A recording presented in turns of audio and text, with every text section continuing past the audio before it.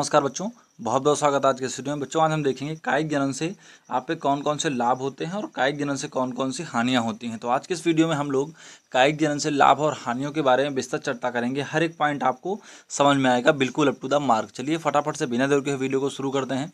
उससे पहले भाई आपसे रिक्वेस्ट है, अगर आप चैनल पर पहली बार आएँ तो वीडियो को लाइक कर लेना, चैनल को जरूर सब्सक्राइब कर लेना, क्योंकि हमारे इस चैनल पर आपको ऐसी वीडियोस मिलती रहती हैं। चलिए बच्चों फटाफट शुरू करते हैं। देखिए पहले हमने लिखा भाई कायिक जनन से लाभ। तो पहला पॉइंट हमने यहाँ पर लिखा है कि इस प्रकार से जो तकनीक होती है ना, यानी इस प्रकार की जो तकनीक होती है तो उससे निम्न जातियों द्वारा उच्च तकनीक के पौधों का विकास किया जाता है। मतलब मान लीजिए जो कायिक जनन होती है, आपने देखा होगा कलम वगैरह कर कर जब लोग पौधों को लगाते हैं तो उससे क्या होता है भाई कि जो निम्न तकनीक वाला पौधा होता है, यानी कि जो निम्न गुण वाला पौधा होता है, उससे एक हाई क्वालिटी का पौधा जो है वहाँ पे उत्पन्न किया जाता है। कब? इस कायिक जनन से। दूसरा पॉइंट देखेंगे, लिखा है जिन पौधों में बीजों का निर्माण देर से होता है, यानी ऐसा कोई मान लीजिए पौधा जिनमें बीजों का निर्माण जो है वो देर से हो रहा है, या फिर उनका अंकुरण जो है वो सरलता से नहीं हो रहा है, यानी बीज हमने बो दिया है और उसका अंकुरण नहीं हो रहा, या फिर उसका अंकुरण जो है वो सरलता से नहीं हो रहा है, तो ऐसे पौधों में कायिक जनन प्रयोग में लाया जाता है। देखिए मान लीजिए जैसे आपने कोई फल बोया, अंगूर वगैरह, केला वगैरह बो दिया, अब उसमें ना तो आसानी से अंकुरण निकल रहा, अगर अंकुरण निकल भी रहा है तो देर से निकल रहा है, तो ऐसे पौधों में फिर क्या किया जाता है, ये कायिक जनन प्रयोग में लाई जाती है। डाल वगैरह या जड़ वगैरह कहीं से काट कर उसको लगा दिया जाता है। ठीक है भाई, ये दो पॉइंट उम्मीद करता हूँ आपको समझ में आ गए होंगे। तो ये इसके लाभ हो गए। बात करते हैं बच्चों तीसरे और चौथे पॉइंट की। देखिएगा तीसरा पॉइंट है कि जिन पौधों में बीजों का निर्माण देर से होता है, यानी ऐसे बहुत सारे पौधे होते हैं जिन्हें बीज का निर्माण, अच्छे पॉइंट शायद आपको पढ़ा चुके हैं। बात करते हैं तीसरे पॉइंट की। कायिक प्रवर्धन की विधि सरल, सस्ती व आसान होती है। देखिए जो कायिक प्रवर्धन की विधि होती है ना, कायिक प्रवर्धन वाली, तो ये विधि सबसे पहले तो भाई सस्ती है, सरल है और आसान भी होती है। आसान का मतलब क्या हुआ, यानी कि इस विधि से आप कम लागत में, कम देख रेख में और जल्दी से आप पौधों को तैयार कर सकते हैं। और सबसे बड़ी बात इसमें काफ़ी फास्ट चीज़ें होती हैं, है ना। चलिए अगला देखिए, उसके बाद बच्चों चौथा पॉइंट देखिए, लिखा गया है इसमें पौधों की वृद्धि भी तेज गति से होती है। तो बिल्कुल सही बात है, जो पौधों की वृद्धि होती है बेटा इसमें काफ़ी फास्ट होती है, तेज गति से होती है इनमें। बात करें आखिरी और पाँचवें पॉइंट की, तो कायिक जनन में हमने कुल पाँच पॉइंट टोटल हमने लिया था। बात करें बच्चों तो इस विधि में जो आनुवांशिक रूप से जनक पौधे के समान ही उनके लक्षण पाए जाते हैं। इस बात को आप ध्यान से समझिएगा थोड़ा। देखिए जैसे मान लीजिए आपने लगाया बेटा इमली का पेड़, इसका इमली का, तो इमली में क्या होगा कि उसके जो इमली में जो संतति पौधा तैयार होगा, उस पौधे के जो सभी लक्षण होंगे ना उस जनक पौधे के समान ही होंगे। यानी जो संतति पौधा होता है वो सदैव जनक पौधे के ही समान होता है। ये किसके लक्षण है बेटा? कायिक जनन के लाभ के, है ना, या मतलब लाभ होता है। जैसे ऐसे आप लगाते हैं तो कभी कभी जो आनुवांशिक लक्षण है वो डिफरेंस हो जाते हैं।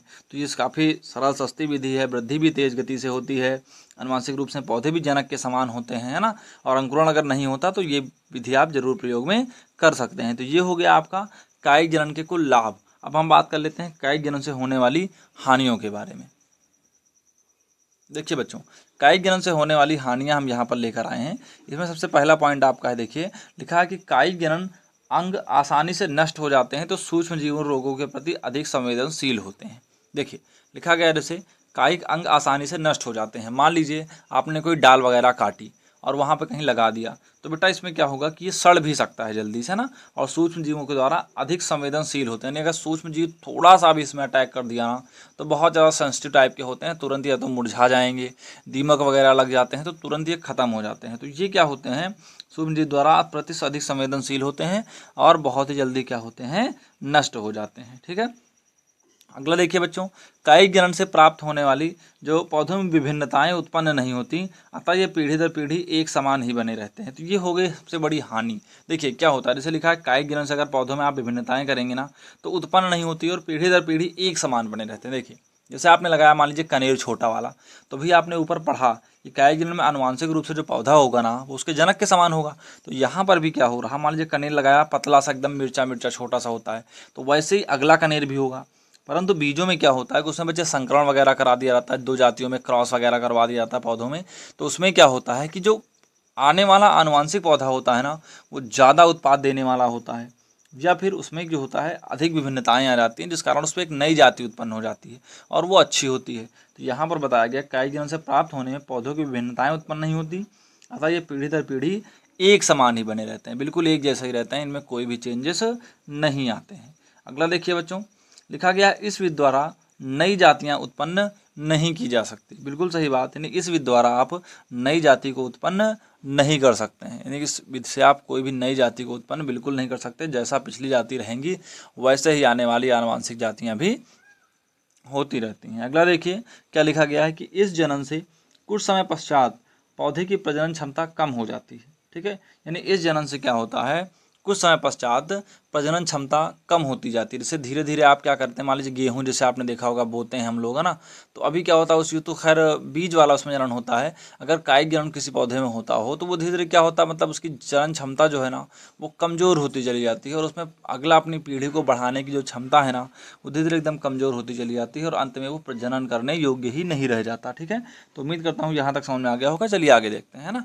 तो आपने पढ़ा भाई कि जो जनन क्षमता है वो कमज़ोर हो जाती है, और जो संततियाँ होती हैं ना वो बेटा कैसी पैदा होती हैं, दुर्बल पैदा होती हैं, यानी काफ़ी ज़्यादा उनमें जो है दुर्बलता आ जाती है। अगला देखिएगा, लिखा हुआ है इस प्रकार के जो पौधे होते हैं ना वो उच्च स्तरीय देखभाल की उनमें क्या पड़ती है बेटा, ज़रूरत पड़ती है। यानी इस प्रकार के जो पौधे होते हैं उनमें ज़्यादा देखभाल की ज़रूरत पड़ती है, जिससे कि अधिक व्यय होता है, यानी इनमें पैसा भी काफ़ी मात्रा में वेस्ट होता है, क्योंकि अधिक मात्रा में इनमें देखभाल की भी ज़रूरत पड़ती है। तो उम्मीद करता हूँ यहाँ तक आपको पसंद आ गया होगा। सब वीडियो अगर अच्छा लगा हो तो वीडियो को लाइक करना, चैनल को जरूर सब्सक्राइब कर लेना, क्योंकि हमारे चैनल पर आपको ऐसी वीडियोस मिलती रहती हैं, है ना। तो आज के लिए बस इतना ही, मिलते हैं अगले वीडियो तक के लिए। जय हिंद और बाय बच्चों।